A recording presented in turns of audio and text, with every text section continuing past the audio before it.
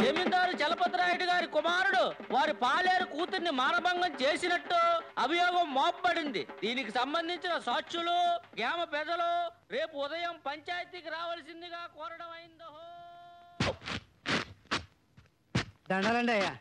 ఏ ఊరు? సీతానగరం అండి. పెద్ద చెరువు గండిపడి పాలెం కొట్టుకుపోయిందంటండి. ఓహో, ఆ ఊరికి సరిపడగా ధాన్యం తోలించి 10,000 ఇచ్చి పంపించేద్దాం.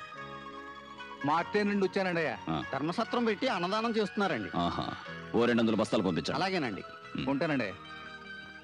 వీరవాసం నుండి వచ్చానండి అయ్యా. అనాథాశ్రమం పెట్టి 400 మంది పిల్లల దాకా పోషిస్తున్నారండి. శభాష్, 1000 బస్తాలు పంపించండి. 1000? మహారాజు సల్లంగా ఉండాలి. కాసేపు వాళ్ళ నాపు. అలాగేనండి. రే పెదరాయుడు నాన్నగారు, నా తోడబుట్టింది వస్తోందిరా, కూర్చోడానికి మంచం వేయించు. రామ్మా రా. ఎందుకమ్మా ఈ ఎండలో పడి పొలం దాకా వచ్చావు? ఇంటికి వచ్చి ఉండొచ్చు కదా. అది చెప్పమ్మా. రేపు పంచాయతీ. తెలుసమ్మా. అక్కడ దోషిగా నిలబడిపోయేవాడు నా కొడుకు. అది కూడా తెలుసమ్మా. అన్నయ్య, నువ్వు నన్ను జమీందారుల కుటుంబంలో ఇచ్చావు. రేపు నువ్వివ్వబోయే తీర్పు మీద ఆ వంశం పరువు మర్యాదలు ఆధారపడి ఉన్నాయి. ఏదో చిన్నతనం వల్ల తెలియక నా కొడుకు పొరపాటే చేశాడు. నువ్వు పెద్ద మనసు పెట్టి వాడిని క్షమిస్తే.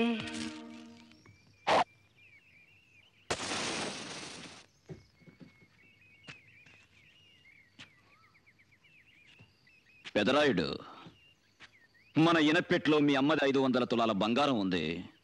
దాన్ని నా తోడబుట్టిన దానికి ఇచ్చే. చూడమ్మా, రామాపురంలో నాకు 700 ఎకరాల కొబ్బరి తోట ఉంది. అది నీకు రాసిస్తాను. అలాగే కోదాడ పక్కనున్న 200 ఎకరాల సాగుభూమి కూడా నీ పేరులో రాస్తాను.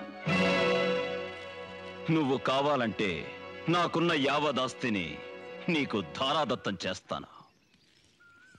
అంతేకాని మేము తరతరాలుగా నమ్ముకున్న నీతిని న్యాయాన్ని ఎవరి కోసం వదలను. అది కాదన్నయ్య.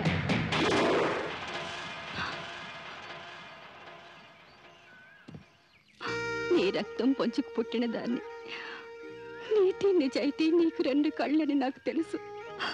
కానీ పేగు తెంచుకున్న వాడి మీద మమకారం చావక, ఒకవేళ అడుగుంటే అన్నయ్య కనికరం చూపించేవాడేమో నన్న చిన్న ఆశ నన్ను ఇక్కడికి రప్పించింది.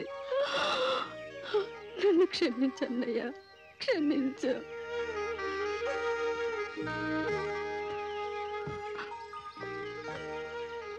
బాధపడుతున్నావా అత్తయ్య?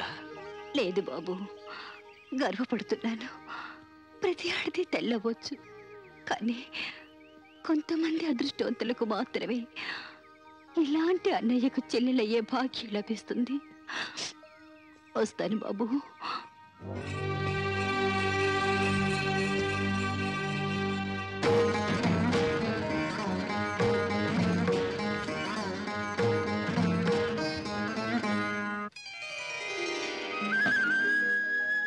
పెదరాయుడు, నా కోడలు సాక్షాత్తు లక్ష్మీదేవిరా. నువ్వు పని మీద బయటికి వెళ్ళేటప్పుడు ఓ చెంబుడు మంచినీళ్ళు ఆవిడ చేత్తో తాగి వెళ్ళు. శుభం జరుగుతుంది. అలాగే నాన్నగారు. ఆచారి గారు, అయ్యా, పంచాయతీకి టైం అయింది, ఇంకా ఇక్కడే ఉన్నారేంటి? బయలుదేరండి. అలాగేనండి. వస్తానమ్మా. రా పెదరాయుడు.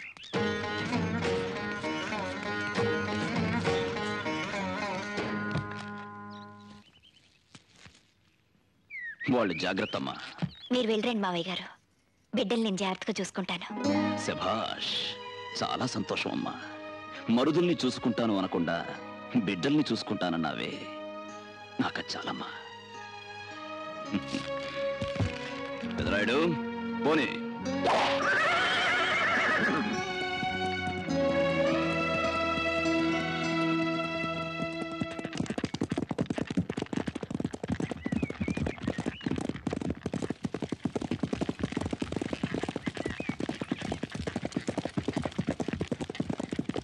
బండాపు, ఇంటి మీదగా వెళ్తూ ఇంట్లోకి రాకుండా వెళ్ళిపోతావే?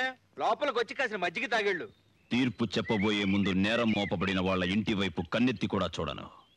నేరం రుజువు కాని పక్షంలో తీర్పు చెప్పిన తర్వాత వచ్చి నా చెల్లెలి చేతి వంట కడుపు నిండా తిని వెళ్తాను. నువ్వెవరి మీద అయితే తీర్పు ఇవ్వబోతున్నావో వాడు నీ చెల్లెలి కొడుకు మాత్రమే కాదు, రావుబాతు రంగారావు గారి మనవడన్న సంగతి కూడా గుర్తుంచుకుంటే అందరికీ మంచిది. రాయుడు పోనీ.